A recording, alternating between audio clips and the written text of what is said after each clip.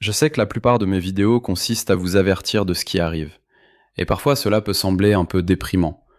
Mais il n'y a aucune raison d'être contrarié ou déprimé, car l'Occident riposte aussi.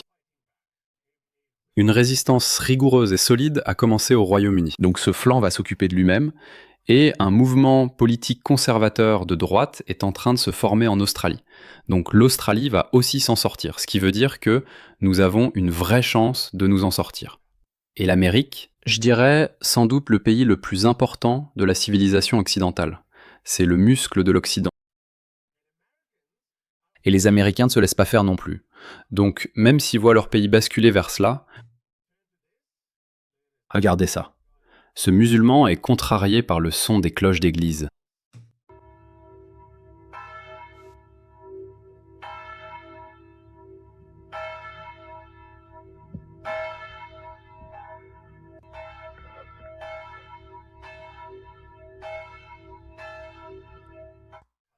Des cousins. Ses parents étaient cousins. 100%. Regardez ça. Il est contrarié. Ouais. Et puis, d'un autre côté, on a ces politiciens qui essaient de charmer les Américains de gauche naïfs. Oui, Mamdani l'a fait. Ces gars-là le font aussi. Et d'un autre côté, ils continuent de nous dire comment ils vont mener le djihad, comment ils vont prendre l'Amérique par la force. Regardez ces images, filmées en caméra cachée, à l'intérieur d'une mosquée islamique à Dearborn, dans le Michigan, aux États-Unis, montrant une prière séditieuse. Et croyez-moi, nous savons cela depuis près de 30 ans. Mon père, quand il est allé à New York, il disait qu'il trouvait ridicule que des musulmans vivant là-bas, dans le New Jersey, dans une mosquée du New Jersey, la plupart d'entre eux étaient pakistanais, et il disait que c'était drôle. Il disait qu'il trouvait vraiment ironique que ces gens vivent en Amérique, mais que dans leur mosquée, ils prient pour la chute de l'Amérique. C'est tout simplement contre-intuitif, ça n'a aucun sens. Pourquoi vivre dans un pays que vous détestez autant? Et par un décret de ta part, tu les anéantiras. Ya Rahman Rahim, tu anéantis, tu as anéanti. Et tu as détruit les peuples comme Aden, Famoud et Pharaon. Ceux-ci sont les Pharaon, les Aden et les Famoud d'aujourd'hui. Ya Rahma, l'Amérique est le pharaon d'aujourd'hui. Le pharaon. Le pharaon. C'est ce qu'ils disent. Il dit Allah, s'il te plaît, détruis les pharaons d'aujourd'hui. Rahman, nous te demandons, ô Allah, détruis-les, ô Allah, fais-les disparaître de la surface de cette terre. Ya Rahman, Rahman, Ya Akram al-Akramin. Je cherche protection auprès d'Allah contre Satan le maudit. Kafirin signifie tous les infidèles, les juifs et les chrétiens. Ô Allah, accorde la victoire à l'islam et élève le rang des musulmans. Allah. Le messager de l'islam est la fierté des musulmans. Et humilie les polythéistes. Et humilie le polythéisme et les polythéistes. Ô Allah, accorde la victoire à tes serviteurs. C'est ce qu'ils disent dans leurs prières, les gars. Ils disent ça jour après jour. Donc, pendant que cela se passe, j'ai déjà diffusé ces vidéos plusieurs fois. Littéralement, il y a plus de vidéos islamiques radicales qui sortent d'Amérique qu'il n'y en avait autrefois du Royaume-Uni. Je veux dire, le Royaume-Uni a évidemment un historique plus long, donc nous avons collecté ces vidéos venant du Royaume-Uni depuis près de 25 ans. Je pense que les choses se sont simplement accélérées aux États-Unis après le 7 octobre 2023. Donc, les Américains ripostent, d'accord, les Américains ripostent. Et Laura Loomer, je pense, va jouer un rôle crucial pour mener cette lutte contre la montée de l'islamisme. Écoutez ceci. Vous aurez des millions d'hommes musulmans en âge de servir dans l'armée qui seront capables, vous savez, d'aller à la guerre. Et si ces personnes sont citoyennes ou qu'elles peuvent le devenir et qu'elles ont accès aux armes à feu, n'est-ce pas, c'est encore pire parce qu'alors ces personnes pourront être E.T., qu'elles soient légalement armées ou non, et elles peuvent se procurer des armes dans les stocks que, vous savez, ces mosquées ont, je veux dire, à 100%. J'ai parlé à beaucoup d'agents de renseignement différents, d'accord, du FBI, de la CIA. Ils savent à 100% que ces mosquées sont utilisées pour stocker des armes. Et encore une fois, si ce n'est pas cassé, ne le répare pas. C'est déjà arrivé. C'est prouvé sans aucun doute. C'est arrivé au Royaume-Uni. Regardez ça. Cela s'est produit pendant les émeutes de Southport en 2024. Les musulmans sont allés dans leur mosquée et ont pris tout ce qu'ils pouvaient trouver. Des machettes, qui sait. Il y avait peut-être aussi des armes à feu, mais certainement des machettes, des battes de baseball, des épées, des couteaux. Écoutez ça. Un musulman, et regardez l'ironie de la chose, un musulman britannique, un policier musulman britannique, dit à ses co-religionnaires musulmans de laisser leurs armes à la mosquée. Ramenez-les à la mosquée. Donc il essayait de garder la... Et s'il y a un idiot ou quelque chose comme ça, Ce que je fais, c'est les écrire à la mosquée et vous ferez cela. Ne donnez aucune raison à aucune opération ou à aucune action. C'est pas mon expérience. Et s'il y a un idiot, laissez-le. Ne faites rien. Il y avait une autre vidéo où le journaliste de Sky News disait que ce sont les hooligans d'extrême droite qui font tout ça, mais en arrière-plan, on pouvait voir des musulmans avec des épées. On peut pas inventer des choses pareilles. Les médias de gauche vont vous manipuler jusqu'à ce que l'Amérique s'effondre. Ils trouveront quand même un moyen de blâmer les patriotes ou de blâmer les nationalistes. Donc, ne tombez pas dans le piège de ces gens-là.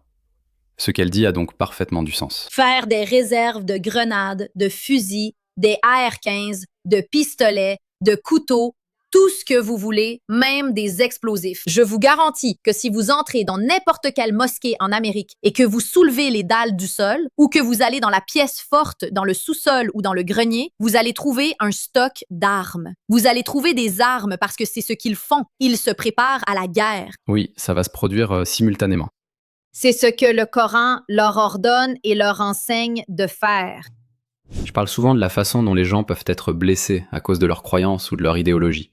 Mais il existe un autre type de préjudice qui se produit discrètement, sans que la plupart des gens ne s'en rendent compte. Je parle de la collecte et de la vente de vos données personnelles. Et si je vous disais que votre adresse personnelle, votre email, votre numéro de téléphone et même des informations sur votre famille pourraient déjà être en ligne sans que vous le sachiez. Chaque jour, des courtiers en données et des sites web publics collectent, publient et vendent des informations personnelles. Cela peut entraîner du spam, des arnaques, des vols d'identité et même mettre votre vie privée en danger.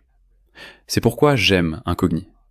Il suffit de saisir votre adresse email et Incogni trouve automatiquement où vos informations personnelles sont exposées et envoie des demandes de suppression en votre nom. Le tableau de bord de l'application vous fournit des rapports détaillés montrant exactement où vos données ont été supprimées. Et avec le forfait illimité, vous pouvez aller encore plus loin. Collez simplement le lien d'un site exposant vos informations personnelles et les experts d'Incogni en protection de la vie privée s'occupent du reste, avec des suppressions sur mesure. Commencer ne prend que quelques minutes et après une autorisation unique, Incogni s'occupe du plus gros du travail à votre place. Reprenez le contrôle de votre vie privée maintenant. Utilisez mon code spécial pour bénéficier de 60% de réduction sur tout abonnement annuel Incogni, avec en plus une garantie de remboursement de 30 jours. Scannez le QR code ou cliquez sur le lien ci-dessous pour commencer à supprimer vos informations personnelles d'Internet. Ils ne peuvent pas vous nuire s'ils ne vous trouvent pas. J'ai fait quelques simulations de guerre dans ma tête. Ouais. Si j'étais musulman, si j'étais associé aux frères musulmans, ou si j'appartenais à l'Oumma et que j'avais cet esprit militant, et je suis sûr que je ne reviendrai pas d'avoir eu autant de chance jusque-là. Cela aurait pu arriver naturellement, mais évidemment ce n'est pas le cas. Nous connaissons déjà le plan des frères musulmans. Mais imaginez que vous vous dites, d'accord, eh bien on s'en est sorti. Nous pouvons faire entrer 10 000 hommes en âge de combattre en Europe. Au Royaume-Uni, il ne se passera rien. Leurs politiciens sont tellement stupides qu'ils ne peuvent même pas refouler les bateaux. D'accord, continuez à les envoyer. Continuez à les envoyer. Donc selon certaines estimations, il y a 5 millions de musulmans en Europe. Au tournant du siècle, il n'y en avait que 500 000. Désolé, il y en a 50 millions maintenant. Et au tournant du siècle, il n'y en avait que 500 000. 50 millions. C'est plus que la population de l'Australie et de la Nouvelle-Zélande réunies. D'accord, l'Europe est un grand continent, très bien. Mais au cours des 10 dernières années, ils ont fait entrer 3 millions d'hommes en âge de combattre au nom des demandeurs d'asile. Certaines personnes estiment que l'Allemagne à elle seule compte jusqu'à 2 millions de personnes. Les chiffres officiels indiquent environ 1 million de personnes. Le Royaume-Uni en compte plus de 100 000. Encore une fois, c'est une estimation officielle. Je ne lui fais pas confiance parce que certains groupes ont estimé en mesurant les eaux usées à Londres. Ils disent qu'il y a 1 million de personnes sans papier vivant rien qu'à Londres. Alors prenons un chiffre intermédiaire. Oui, il y a peut-être un demi-million de personnes en situation irrégulière, sans papier, des hommes musulmans, migrants, en âge de combattre, qui vivent au Royaume-Uni. Ils sont considérés comme jetables aux yeux de leurs dirigeants musulmans, aux yeux de leurs dirigeants. Totalement jetables. On leur a déjà dit « tu iras au paradis et tu auras 72 vierges ». Tu vas le découvrir. Tu vas avoir un réveil très brutal. Maintenant, on se demande juste quand cela va arriver. Parce que des gens comme moi tirent la sonnette d'alarme depuis très longtemps. Quand est-ce que cela va arriver? Donc si j'étais un dirigeant musulman, ou si j'étais impliqué dans tout ça, et que j'avais vu que cette opportunité s'était présentée. D'accord. Ces gars-là ne sont pas des étudiants universitaires. On a vu le genre de personnes qui ont afflué à Ceuta en Espagne. Ce sont de vrais bouseux, pas éduqués. Des gens totalement grossiers. Ces personnes ne sont même pas les bienvenues dans les rassemblements chics ou respectables de leur propre pays.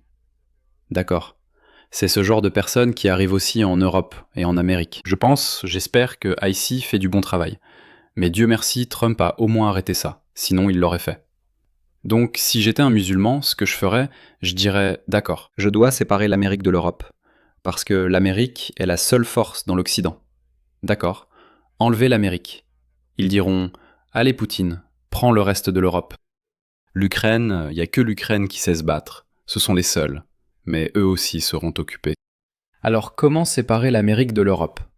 Parce que l'Europe a des millions d'hommes en âge de combattre, dévoués, motivés, et ils attendent juste le feu vert. Disons simplement qu'ils attendent l'autorisation. Et s'ils l'obtiennent là-bas, l'Amérique viendra. L'Amérique viendra sauver l'Europe. Ce n'est pas seulement par pure charité, mais aussi à cause des valeurs communes et des intérêts alignés entre l'Europe et l'Amérique. Et c'est le flanc est de l'Amérique. D'accord. Donc l'Amérique doit venir, l'Amérique viendra. Je m'inquiète de la quantité d'armes. Certaines personnes disent qu'il y a déjà beaucoup d'armes qui sont arrivées au Royaume-Uni et en Europe. J'écoutais quelqu'un qui disait que les Albanais leur fournissent des armes depuis presque 10 ans maintenant.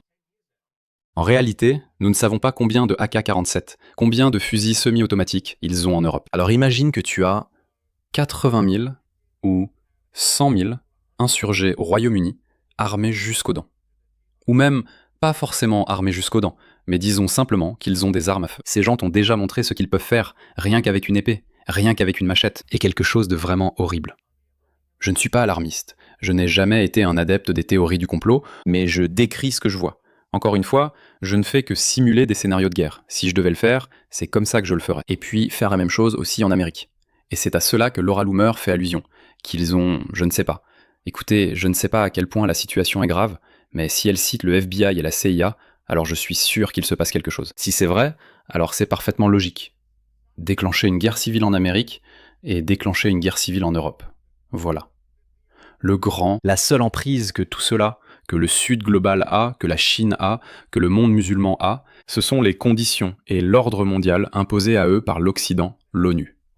Est gouvernée par l'Amérique, contrôlée par l'Amérique. Elle était autrefois contrôlée par l'Amérique. Et depuis qu'il y a eu une division idéologique entre l'Amérique et l'Europe, regarde, les États-Unis l'ONU, c'est fini. Donc c'est un échec, plus personne ne s'en soucie, moi je m'en soucie plus, et de toute façon elle a pas d'armée. Donc comment, waouh, si jamais ils y arrivent, tu sais, bravo à eux, c'est une façon vraiment sournoise de renverser l'Occident. En ce moment, le monde est gouverné par l'ordre mondial occidental. Il n'y a pas à tortiller. Et si l'Occident disparaît soudainement, bonne chance. Bonne chance. La Chine va les écraser, et ces pays musulmans vont sombrer dans le chaos. Ce sera un monde horrible. Moi, tu sais, je te dis toujours que ça n'arrivera pas.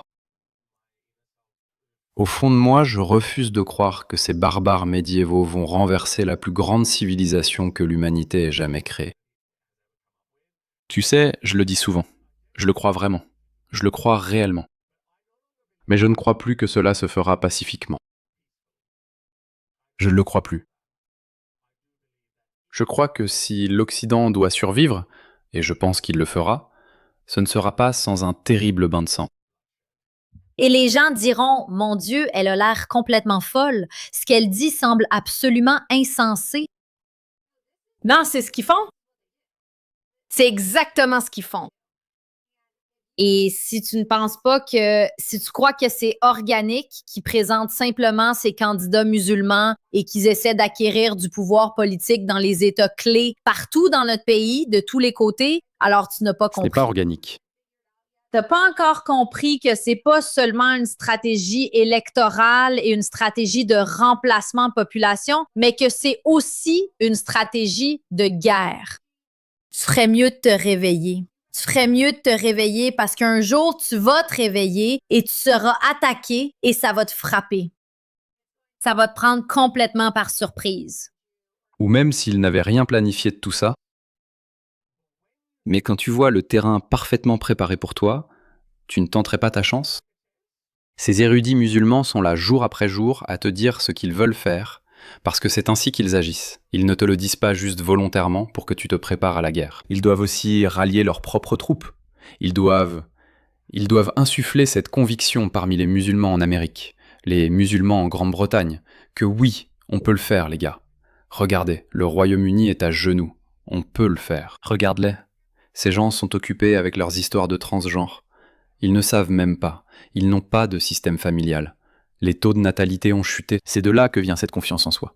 Et la confiance en soi est tout aussi cruciale pour les nations que pour les individus. Si tu crois en toi, que tu vas accomplir quelque chose, tu vas travailler dur. Tu t'assureras d'avoir cette envie, cette motivation et cet élan pour faire quelque chose et atteindre cet objectif. Et c'est pareil pour les pays, mais les pays qui sont polarisés, les pays qui sont divisés, les pays qui ont des factions qui se sont alliés avec l'ennemi, par pur... Je sais pas, comment expliquer la folie de la gauche ? Peut-être qu'ils pensent qu'ils pourront apprivoiser les islamistes. Peut-être qu'ils pensent que non, les islamistes ne sont pas la menace. Ce sont les capitalistes. C'est l'homme blanc. C'est la civilisation occidentale qui est à blâmer. Je ne sais pas. Quoi qu'il en soit, nous ne devrions pas attendre qu'il se réveille. Nous ne pouvons pas nous permettre d'attendre qu'il se réveille. Il sera trop tard à ce moment-là. Te laisser complètement sidéré et incrédule. Et soit tu vas survivre, soit tu vas mourir, selon que tu décides ou non de prendre cette menace au sérieux. Je veux dire, les Américains doivent commencer à stocker des armes, ils doivent commencer à stocker des munitions, ils doivent commencer à s'armer parce que nous allons avoir une guerre d'une manière ou d'une autre avec ces gens. Je te le dis, si une guerre civile éclate dans ce pays, elle opposera les musulmans et les non-musulmans. Ouais. Et les Noirs vont s'y joindre, plus tard, ils s'y joindront très rapidement. Parce que, je vais te dire, on a un précédent pour ça.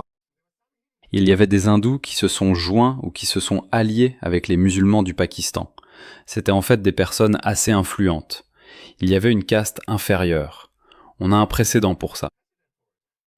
Il y avait un hindou de caste inférieure, parce qu'il avait ses propres griefs contre la société indienne dominante, parce qu'il était de caste inférieure.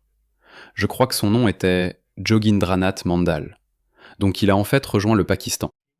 Il a déménagé au Pakistan et puis il s'est dit « Waouh, je suis peut-être une personne de caste inférieure en Inde, parmi mes co-religionnaires hindous. Mais ici, je suis un infidèle. » Alors il est reparti.